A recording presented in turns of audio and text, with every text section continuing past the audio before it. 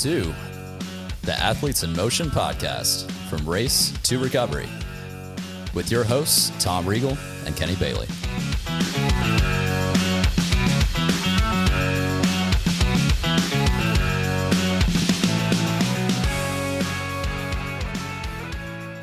Hey, Tom, how are you? I'm fantastic. Kenny, how are you? I am fantastic. This is going to be a fun episode. This episode, we're going to talk about hacks and what...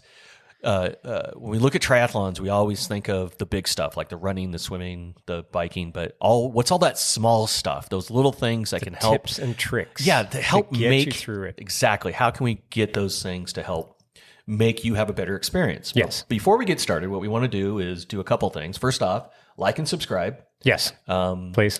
Down there. Thumbs up. Thumbs up, all that good stuff. We have our triathletes journey in which we're underway with our 3 athletes. Yes. So if you want to continue to follow those guys, yes, we want to be able to do that. This is sponsored by TriTomR Endurance Sports. That guy right there. Hey there. If you need a swim coach, you need a bike fit, or you need a tri coach, TriTomR Endurance is where you need to go. That's TriTomR Endurance. That's kind of hard to say. Really it is fast. a little bit. Usually everyone drops the R off and just says TriTom, but you'll find it either way. But TriTomEndurance.com. Yep. So check in for that. So triathlon season is fastly upon us. Everyone's in their training mode. Everyone's doing what they need to do. It's here. We're racing already. Cold, but we're after here. Your first race, you kind of fumble your way through everything. You watch the videos. You listen to people like us. You try to figure out those things, and then you start figuring out, hey, there's ways in which you can coordinate yourself. There's little things you can do to kind of help that. Should you be so inclined? Yes. So, and especially as the races get longer, because more things break down, there could be more things that happen. Now, you don't want to have to carry, half of a U-Haul with you on stuff to carry, but there are a few small things you can do. So, before we get into the race itself, one of the hacks that I like to do pre-race, if I'm traveling. And also, this is good if there's a weather issue. If you think there's a weather issue, I go get 2.5 gallon Ziploc bags, and I put them in every transition area. So my bike, helmet, shoes, what I'm going to wear out of the water. So I generally wear a pair of tri shorts, and then I put on a cycling jersey. I put that in one 2.5 gallon size bag to keep it dry. 2 things to keep it separate, and then I write T1 on it because you're kind of freaking out. Remember, you've got a bunch of stuff. You got a wetsuit you're carrying. You got a whole cycling gear. You have running gear. You have transition gear. You have your morning bag, all of that sort of stuff. You have 5 different bags. Yes. So what I try to do before I leave, like if I'm traveling or if I put it in a suitcase, I put everything in a 2.5 gallon size bag. Nice. And so my running gear that I'm going to go in T2, it'll be whatever I'm going to use for my run, shoes, the hat, the sunglasses, all that sort of stuff. If I have a belt, whatever I'm going to do is all preloaded in that bag. Yes. So when I get to the destination, if I'm flying, like example, I flew from Tennessee to California. Yeah. When I get to the hotel or when I get to my room, now I can lay stuff out and I'm not freaking out over, did I forget this? Did I forget that? Yeah. Yeah. And if the weather's going to be suspect, now everything's in a dry little. Now it's not the fastest transition, obviously, when you have everything in a Ziploc bag. Yeah. But it's just easier for me to have that ready to go. So when I get to the morning, okay, I'm going to get my bike set up. I'll be able to have the bag, grab that, because it's dark and you're trying to. I think it's super critical for the pre-races. And if you're doing 70.3 or 140.6 distances, then you've got a bag to put that in. Yep. At that point, you can either take it out of that, but at least you have it. Exactly. And it's always good before you leave the house, maybe a day or 2 or 3 before you're traveling or before the race, to lay everything out. Yep. Lay it all out. Yep. Find a space on the floor that the dog won't lay on or whatever. But just find that spot where you lay every piece out, then put it in the bags. Key is clear bags, right?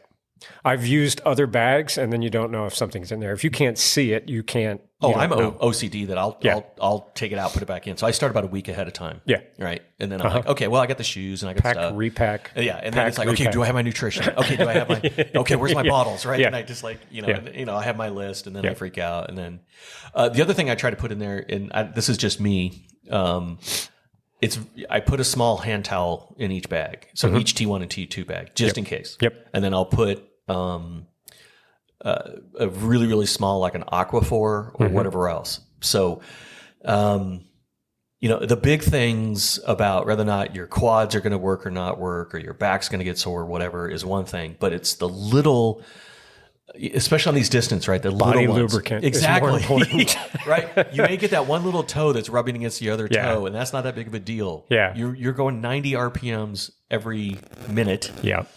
Times how many minutes, times how many hours, that thing is going to wear on it. And having something to be able to like either lube it up or put a Aquaphor in the middle of it to not keep that sore from festering anymore is ridiculously important. Oh yeah.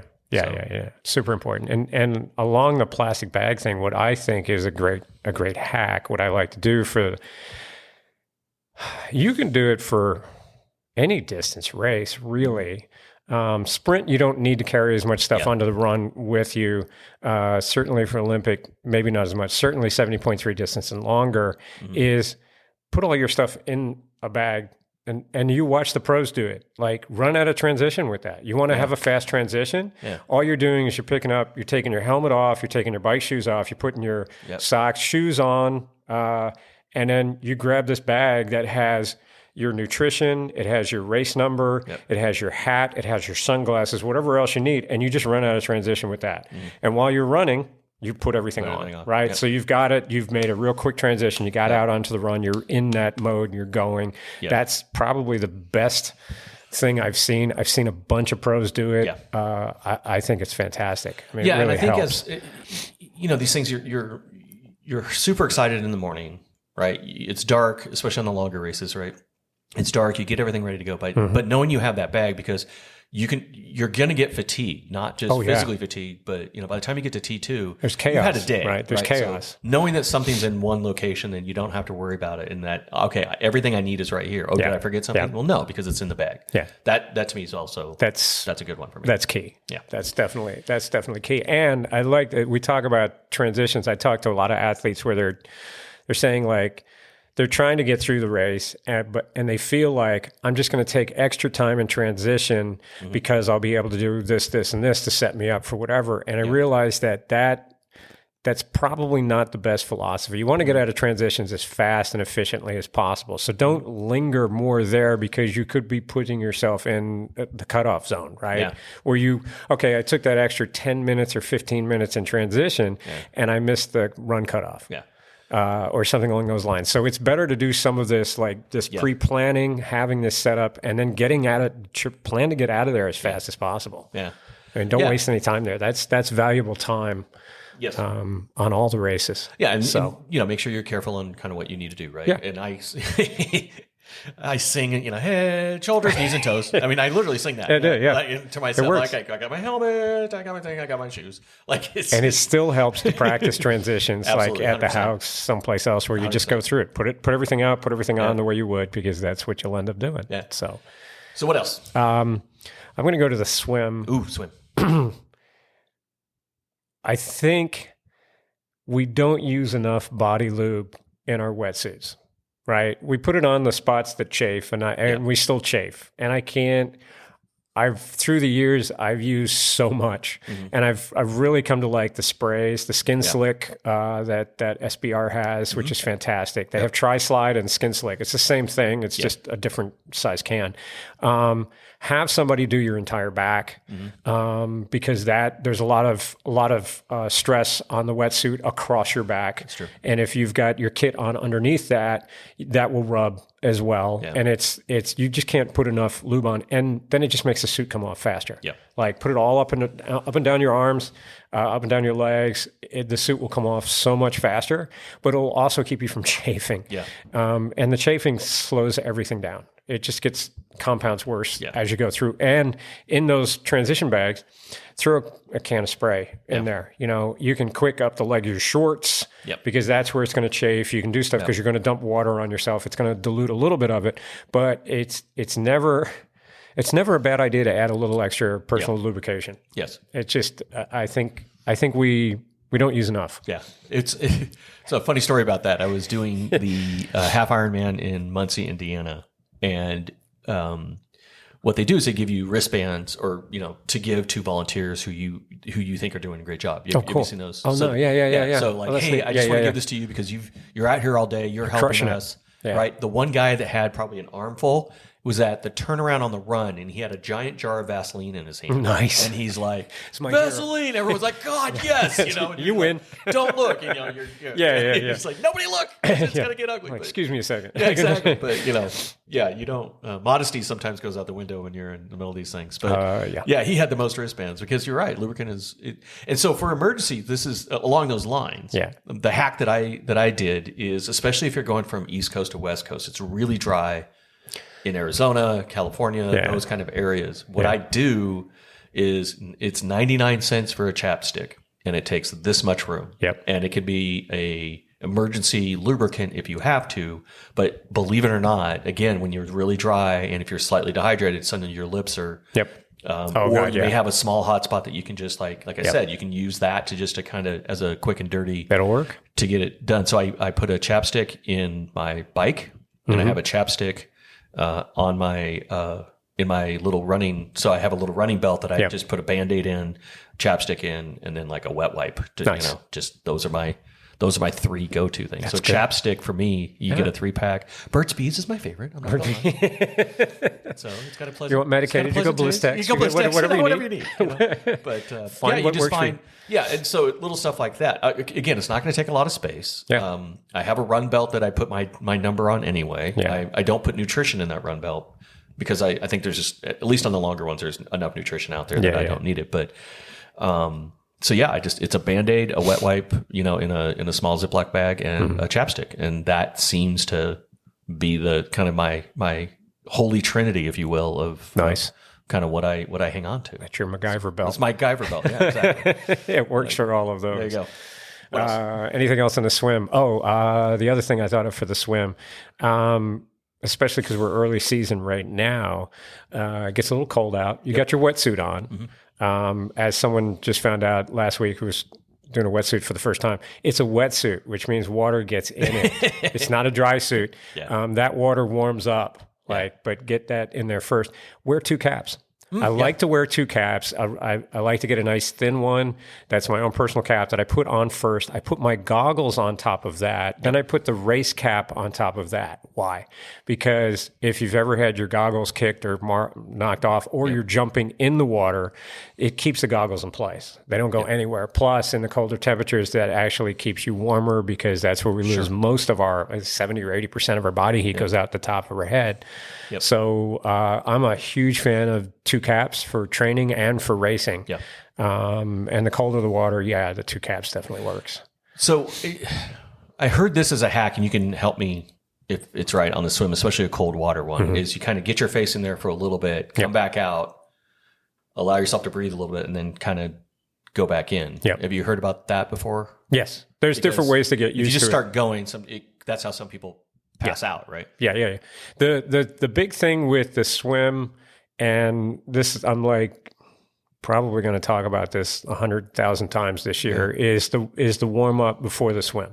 So I'm convinced thoroughly that a lot of us get in the water, we start our races without any muscle or central nervous system activation. And when we do our warm up, get an elastic, a little rubber stretchy band, right? Get some of that, put it around a tree or something, get into position and actually activate your lats, get your heart rate up, right? If you don't have that, you can do some motions in the air, but also do some squats. You're in your wetsuit, do some squats, do some runs, do something, get your heart rate up, fire everything up. And then let it calm back down again. Because what happens is with that initial activation, your heart rate feels like it's going through the roof. And then it doesn't want to come down.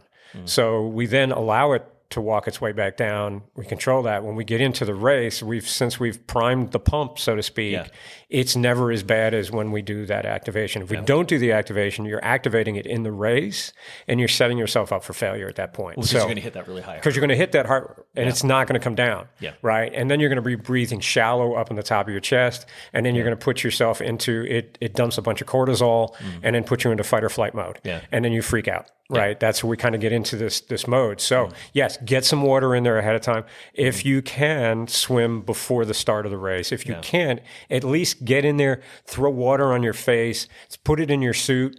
You can also take a bottle of cold water and pour that down your suit.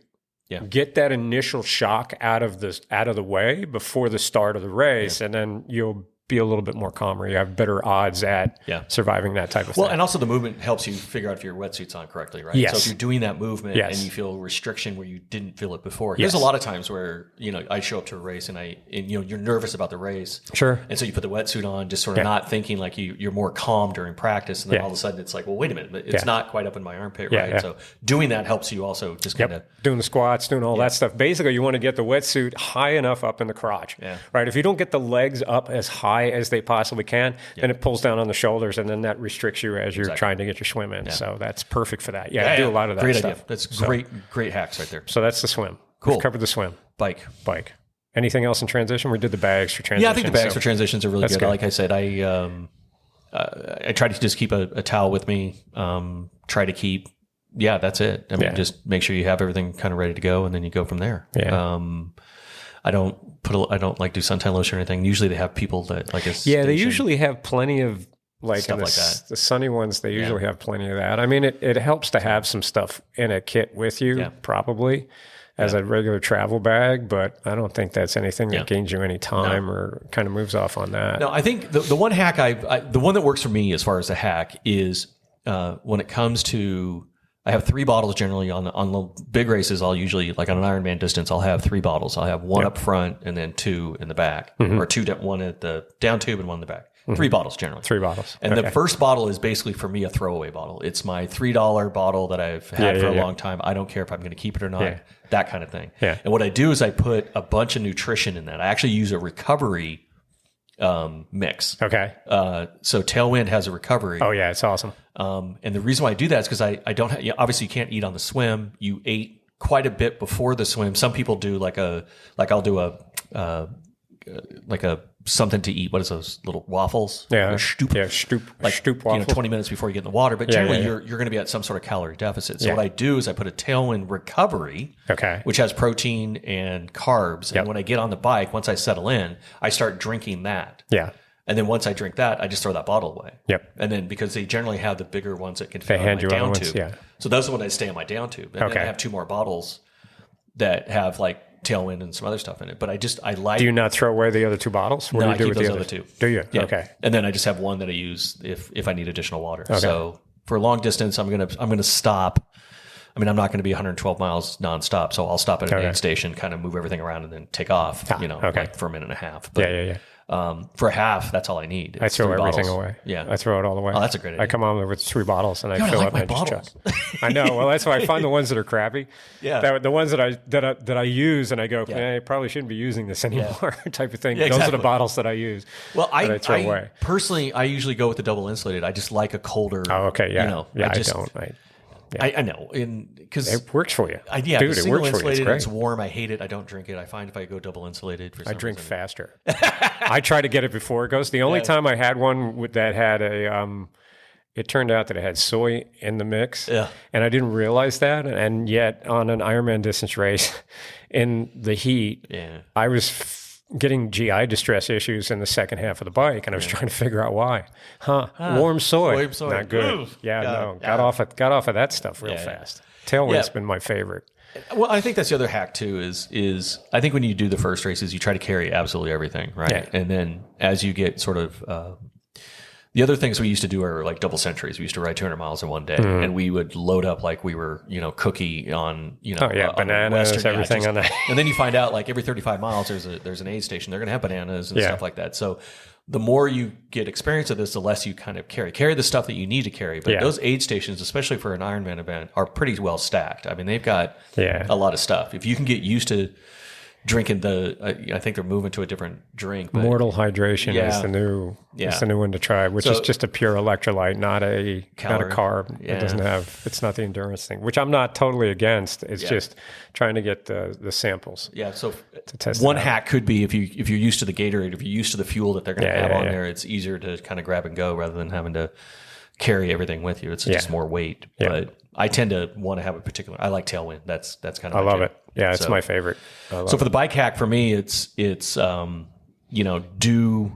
that. I like to do a protein sort of recovery thing just to give me some calories so I can kind of get back in and then start kind of going through the regular food at every hour or whatever I do. Yeah. So yeah, trying to figure out, and that's a whole podcast we can do separately on how many calories versus how many grams of carbs you're supposed to be eating on an hourly basis on it. Yeah. That's been debated back and forth 1,000 times. So there's no hacks in that, but eat as much as you can. And the other thing, the other challenge I was having quite a bit is I would get palate fatigue because I'm a big fan of Uncrustables. Oh yeah, those are good. But it's jelly, peanut butter, whole wheat, and then you drink Tailwind, which is either fruit punch or lemon, or so you just get all of these sort of sweet stuff. And after a while, I get sick of tasting that. Right, bananas, everything's got this sort of sugary kind of feel to it. It's even all if you sugar. get the light stuff. So what I did is my huge hack is on the bike. Again, I try to keep a couple of things on the bike and on the run is one stick of gum, like double mint gum. Nice. And what that does for me is a couple things, actually. It helps soothe your stomach because I don't know why, but chewing gum for some reason helps me soothe my stomach. It's digestive. Yeah. And it's peppermint. And so what I'm doing is I'm getting rid of all of that sort of sugar and I'm getting a different kind of a minty, like almost like you're eating mouthwash, right? It's a peppermint and it allows me to kind of get rid of that palate fatigue, drink some water, clean up that palate so then I can kind of start, hit reset again and be able to do that. So I carry a gum on the bike, a gum and a little chapstick and a Band-Aid. Big on Band-Aids. They're all taped together. And then I'll do a piece of gum on the run just in case. Yeah. And it helps me sort of clear that out so I can be allowed to take those calories in. Yeah. Because my biggest problem with calorie deficit isn't that I forget to do it. It's just I'm getting sick of. Oh yeah. My stomach's feeling gross. I'm just sick of doing this. Where if I can just kind of refresh myself, it feels better. Yeah. And if you're looking at the different gels and things to fuel yourself with, and you're getting GI distress and you're having some issues, look at the ratio of fructose to glucose to dextrose to multidextrose. Yep. Those are the three main ingredients, and it tends to be the fructose is the one that tends to give everyone the more GI distress.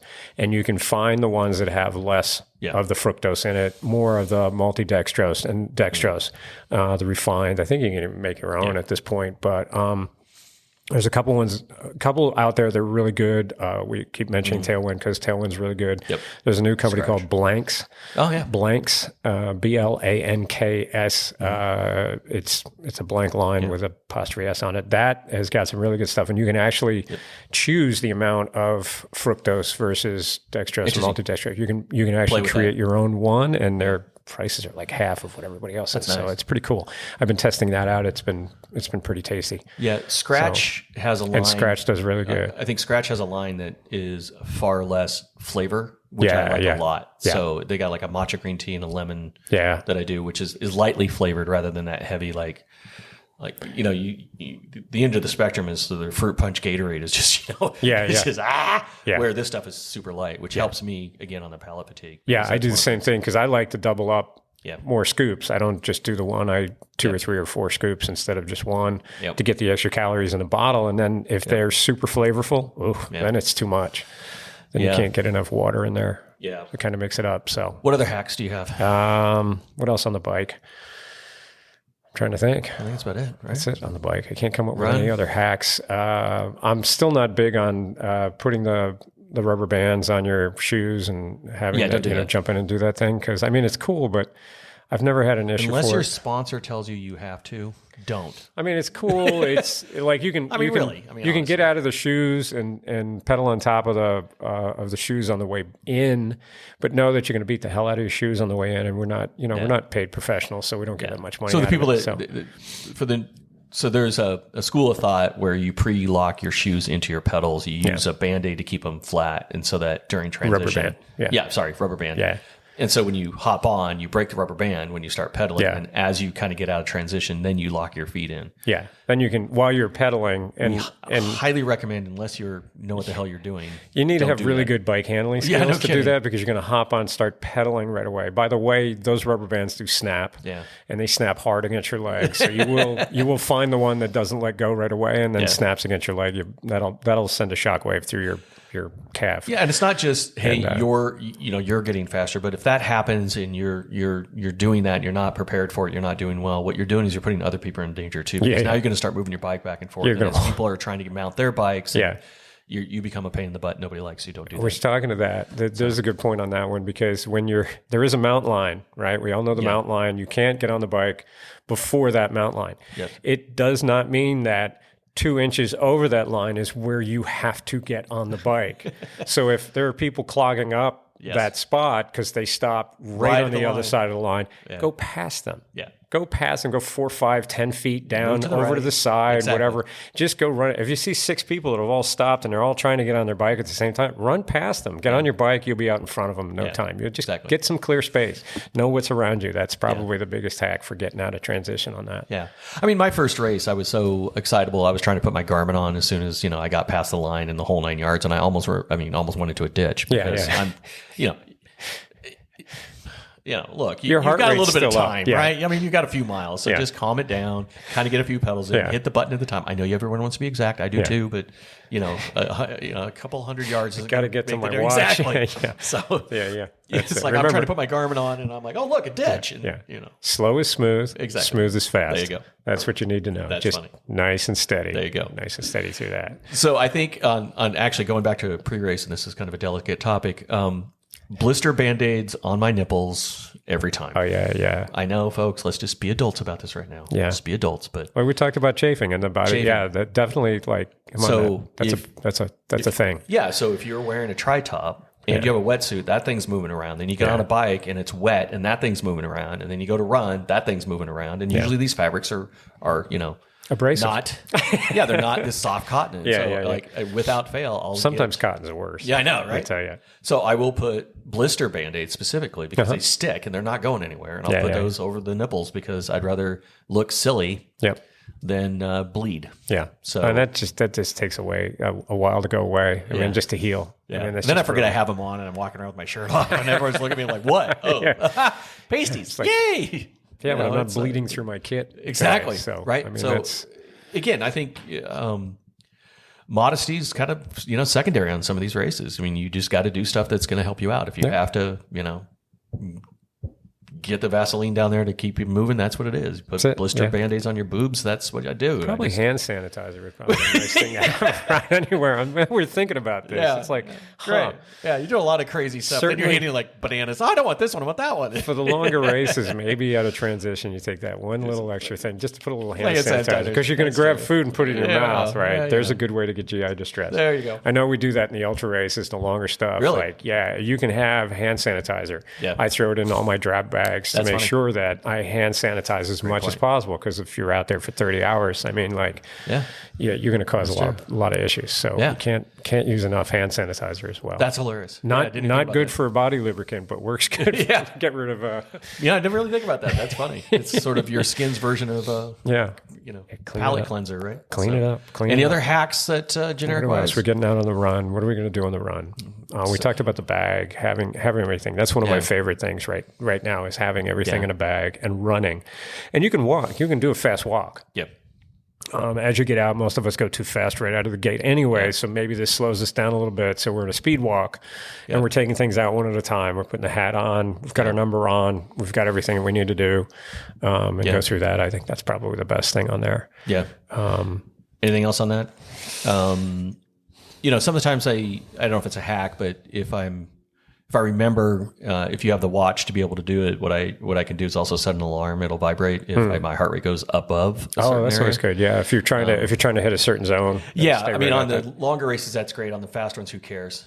Yeah, the faster races, you want to redline the whole thing. Yeah. So, but on the longer one, if you're trying to, I have a hard time, especially when you spend that much time on a bike on the full iron, and then you get to the run. Like, what is your pace? Yeah. Because you've been going, 20 miles an hour. And then suddenly you feel like you're running like a slug. Yeah. So the idea of being able to just watch that heart rate and say, okay, am I not spiking it so quickly to be able to do that? And then try to keep that vibration, down and kind of settle yourself until you get kind of settled in as always. I think the biggest challenge is trying to get on the accelerator nice and smooth instead of just slamming it to the floor. Yep. And that's for all three sports. That's for swim, bike, and run. Because your heart rate once you light it up like that, it's hard. Yeah, and I think it's a really difficult thing to do. I think to your point, I think the biggest hack is just race your race, right? Yep. It's easy to watch other people go fast and, their transitions are great or they're moving right along, but you don't know what it's going to be like for them on mile 40 on the bike. Yeah. You save 3 seconds there, but now you're... So a race plan. Oh, yeah. Have a race strategy plan. Yeah. Map that out ahead of time, right? Yeah. Like put it out, know the zones you're going to hit, know you're on, and then follow that. I mean, half the time, look, the biggest piece of advice is you're not going to race any faster than you've been training. Yeah. So you're not going to magically, go sub 12 hours on an Ironman if your training is dictating you're a 14 or 15 hour finish, right? It's just not going to happen. What's going to happen is you're going to blow up and not finish. Yeah. And that's the same with any of the sprint, Olympic, any of that stuff. So know what you're capable of going in, set those numbers and then hit that. I think that's the most successful race is if you can hit what you want. If you feel like you still left a little in the tank and you're still out there, I think that's a win. Yeah. I think that's huge. I'd rather have that than come across the line and just be passed out or not make it to the finish. Not make it because you blew up. Yeah. Right? Yeah. That and Band-Aids. So, so if you guys have any hacks that you think... what'd we miss? There's probably give us some other stuff. I mean, you got to share it with us. We need to know. This way we can get it out to the community and absolutely. Out there. Like I said, my trifecta is like, wipes, Band-Aid, and a chapstick and gum, right? Those are the kind of things I put in my bag and leave it there. I do that for training. I do that for racing. Just, I guess, be comfortable with what you're eating and what you're drinking during your training program so that during the race it's not I just thought not new, right? I just thought of one for afterwards. We're traveling back. You've got a bag full of really smelly, nasty clothes, right? So you take those plastic bags in there, you bring a whole bunch of the dryer sheets. Oh, good point. And you throw those in there and seal it up. And amazingly, when you pull that out, it doesn't smell bad. I don't know what it happens. I'm kind of nervous on the chemical process that goes through there, but for sure. I mean, that's been something that I always do. Idea. I always carry a bag with like a stack of the dryer sheets. That's a good idea. Fresh ones that are all in there. And then I just put those in all the bags with the clothes, seal them up, and then you get to them later. Yeah, especially if you're traveling like long distance. I know on a plane or something. Yeah. Or on a people carry-on, that use... or in your car. Yeah. Any place that... I have a truck, I just put it in the back. Yeah, you just throw it in the back and let it air out. Let the Buick behind me smell it. That's not my problem. Yeah. So, I'm kidding. So that's our... I think so what else? Hacks, what did we miss? Give us some hips, some tips and tricks that we can share with everybody and stuff that we can learn from. Sounds good. Let's do that. So thanks everybody. Keep the comments coming, thumbs up, stars, all that stuff again. Don't forget to subscribe. We'll catch you on the next one.